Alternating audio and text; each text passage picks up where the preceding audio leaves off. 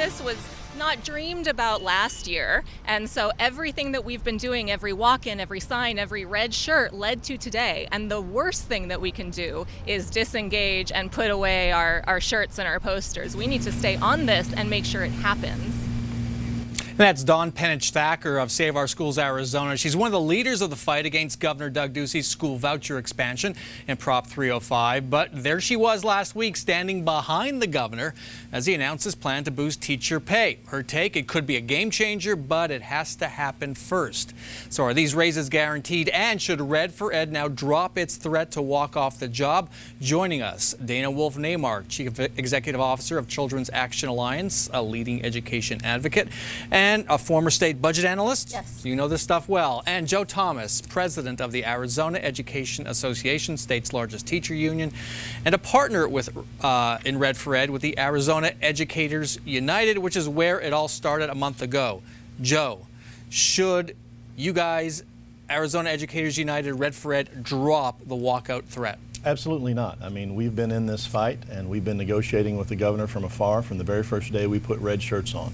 Proposition 301 was dead on arrival at the legislature until people started wearing shirts and talking about why they were Red for Ed, and we got that passed in less than a week. And then you saw yesterday, after 1,100 school sites across the state and thousands of teachers and education support professionals walked into their schools, in one day the governor went from calling us kind of a political charade and all we needed was a 1% raise to a 9% raise for teachers. So he moved halfway up one of the 5 demands for Arizona Educators United. I think we go even stronger into the end of the budget session. The headlines are 20% raise over 4 years plus $400 million for other assistance. That's tough to fight, isn't it? How can you walk out in the face of those kinds of headlines and what the public is hearing about this plan? Well, educators want to do a lot of things. They've been working very hard for 5 weeks to bring a whole new understanding to the plight that their students face. We have 2 questions that the governor has to answer and the legislature has to answer as well. And there's really only 2 questions. One, what are you going to do to bring in the $1 billion that's been taken from our students in our schools since 2008? And 2, what are you going to do this year to end the teacher crisis? That's it. Nothing else matters. Everything else, to use the governor's words, is political theater. Dana, what do you make of the numbers? Do they add up? So far, we've seen half a plan from the governor. And you heard Kirk Adams and the governor saying they're figuring out this over the next few days, how they're going to pay for it. So we can't say anything about this plan until we know there's a sustainable revenue source to be able to continue and pay for the raises going forward. And so Kirk Adams was saying this is in the 3-year budget, but in the end, every legislature would still have to approve it, correct? Right. The budget is adopted by a vote each year. They look ahead 3 years to plan, but they vote on a single-year budget. If we have a sustainable revenue source, we can be confident that raises will continue. Without that, we can't have that confidence.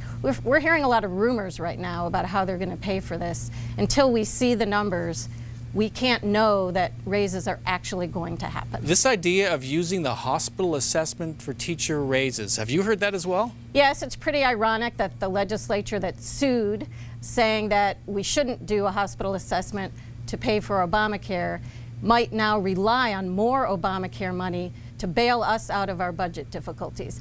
This is not the way to go. We have been putting forward options for 2 years for how Arizona can reinvest in public schools. Moving the money around on the table is not the answer unless we can sustain it. Okay, so we expect to get more answers on Monday. I want to end with a larger question. So over the last several weeks, we've seen the Red for Ed protests result in this, with the governor's plan. March for Our Lives resulting in a school safety plan from the governor. Protests. You've both been at this a while. Does it change your view of what needs to happen to get things done now? Oh, it's incredibly exciting. And it is a credit to the energy of the Red for Ed movement. Parents, teachers, supporters, communities all over this state. That's why the governor has now recognized that the state is underfunding schools, both in teacher pay and in building maintenance and repair and in classrooms, all 3, and that it's the state's job to step up and restore that funding. And Joe, does it make you wonder, who are the leaders now? Am I the leader when you have, students Well, You your have the members, teachers leading the way? your members are always your leaders, and when you're elected to an association level like president, like I am, you're the tip of the spear. You're just supposed to be able to guide people and see what the next 5 or 6 fights are. And I think that there is a powerful voice, and it's not just Arizona. We've seen it in West Virginia, and in Oklahoma, and Kentucky, North Carolina, and Kansas are next, and Arizona's in the middle of it here. But there is a really important message that everybody needs to know, and so I'm going to say it directly to them. You're going to get one raise out of this. All you can count on is what happens this year. And after next year, we're going to return right back to what we've heard for 10 years. There's just simply not enough money. So understand, it's what happens now. And so we either get it in the budget or we go to the ballot. That's it. Got to end it there. Joe Thomas, Dana Wolf-Neymark, thanks so much for joining us.